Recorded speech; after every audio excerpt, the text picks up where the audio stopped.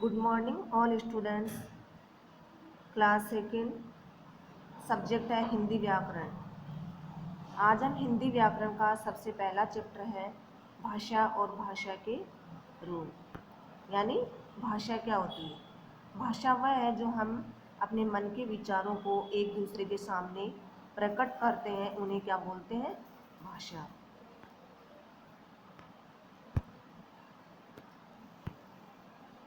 हम सभी घर पर, स्कूल में तथा अन्य स्थानों पर माता पिता, भाई बहन, मित्रों व अन्य व्यक्तियों से बातचीत करने में भाषा का प्रयोग करते हैं।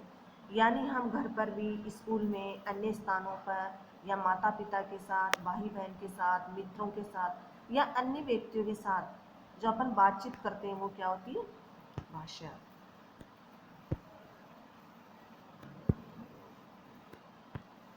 बच्चों, ऊपर दिए गए चित्रों को ध्यान से देखिए।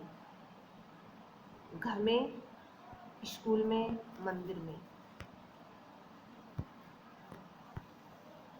घर पर हम अपने माता पिता से जब कुछ पूछते हैं तो वे हमें उसका उत्तर देते हैं। यानी घर पर हम अपने मम्मी पापा से जो भी कुछ पूछते हैं तो उनका हमें उत्तर देते हैं। स्कूल में हम अपने मित्रों से पढ़ाई की बातें करते हैं, यानी स्कूल में अपन क्या करते हैं?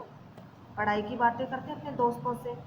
मंदिर में हम मुख से आरती गाकर पूजा करते हैं। मंदिर में जब जाते हैं तो हम मुंह से बोल के आरती करते हैं ना, आरती गाकर पूजा करते हैं भगवान की जो भी, तो वो भी एक क्या हो गई? भाषा। यहाँ पे परिभाषा है, देखना। हम बोलकर, लिखकर, सुनकर, पढ़कर अपनी बातचीत को दूसरों के सामने व्यक्त करते हैं तथा दूसरों के द्वारा कही गई बातों को हम समझ लेते हैं, इसे हम भाषा कहते हैं। यानी हम बोलकर, लिखकर, सुनकर, पढ़कर अपनी बातचीतों को दूसरे के सामने व्यक्त करते हैं तथा दूसरों के द्वारा कही हुई बातों को हम समझते हैं, उनको हम क्या कहेंगे? भाषा। आगे चलते हैं। भाषा के रूप। नीचे दिए गए चित्रों को ध्यान से देखिए। नेताजी बोल रहे हैं तथा बाकी लोग सुनकर समझ रहे हैं। यह भाषा का मौखिक रूप है। मौखिक यानी मुख से निकला हुआ। यहाँ पे क्या है? नेताजी हैं, वो बोल रहे हैं तथा बाकी लोग क्या हैं? उनके भाषणों को सुन रहे हैं। ये भाषा का क्या हुआ? मौखिक रूप, यानी वो मुख से बोल के समझा रहे हैं, तो वो क्या हुआ? मौखिक रूप उनका। हम बोलकर अपनी बात दूसरों तक पहुंचाते हैं, इसे ही मौखिक भाषा कहते हैं। जो मैंने अभी बताया आपको, जो मुंह से बोला जाता है वो क्या हुआ? मौखिक भाषा। आगे है, अध्यापिका लिख रही है और बच्चे उसे पढ़कर समझ रहे हैं। यानी अध्यापिका है, वो बोर्ड पे लिख रही है। देखो लिख रहे हैं ना यहाँ पे, हिंदी हमारी राष्ट्रभाषा, ऐसे बोर्ड पे। तो टीचर है, वो क्या बोर्ड पे लिख रही है और बच्चे क्या उसे पढ़कर समझ रहे हैं। ये भाषा का क्या हुआ? लिखित रूप। लिखित यानी लिखा हुआ, यानी जो बोर्ड पे लिखा जाता है और बच्चे उसे पढ़कर क्या करते हैं? समझते हैं, तो वो कौन सी भाषा हुई? लिखित भाषा। हम लिखकर अपनी बात दूसरों तक पहुंचाते हैं, इसे ही लिखित भाषा कहते हैं। यानी लिखकर एक, जो भी हम लिखते हैं उनको एक दूसरे तक पहुंचाते हैं, वो क्या होगा? लिखित भाषा। आगे देखना। क्रिकेट मैच का दृश्य है। खिलाड़ी आउट हो गया है। एम्पायर आउट होने का इशारा कर रहा है। सब एम्पायर का संकेत देकर उसकी बात समझ रहे हैं। यह भाषा का सांकेतिक रूप है।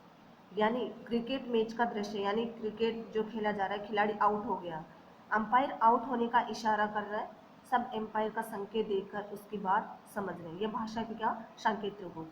यानी वो क्या है? इशारों में अपन को बता रहे हैं, यानी संकेत कर रहे हैं कि वो आउट हो चुका।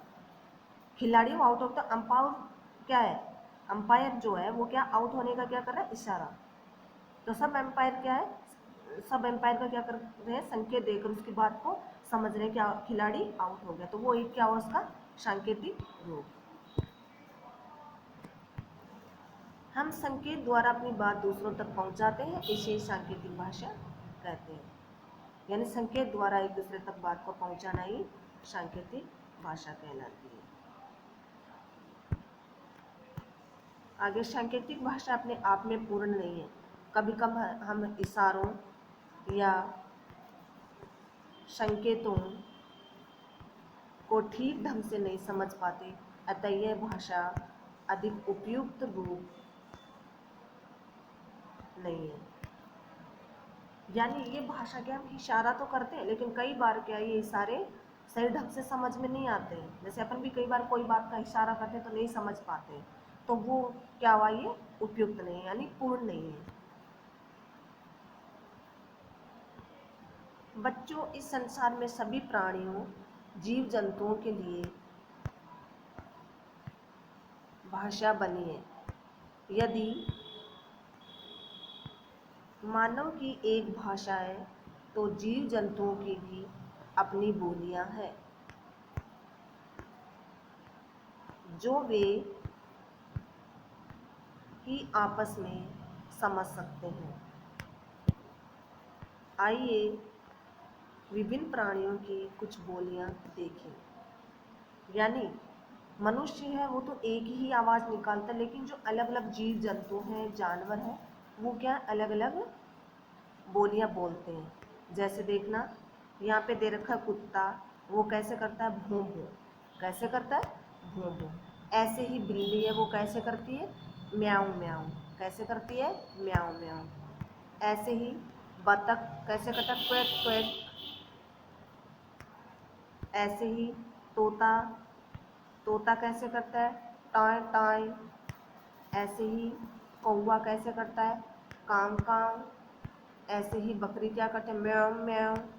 ऐसे करके इनकी क्या है, सबकी अलग अलग बोलियां बोली जाती हैं। आगे है दौरान कार्य, जो भी मैं रिपीट कर देती हूँ। मन की बातों को दूसरों तक पहुँचाना और दूसरों की बातों को समझना भाषा के द्वारा ही संभव है। यानी जो मैंने आपको भाषा की परिभाषा बताई थी कि मन की बातों को दूसरों तक पहुँचाना और दूसरों की बातों को समझना ही क्या है, भाषा। जब हम बोलकर अपनी बात को प्रकट करते हैं तो उसे मौखिक भाषा कहते हैं।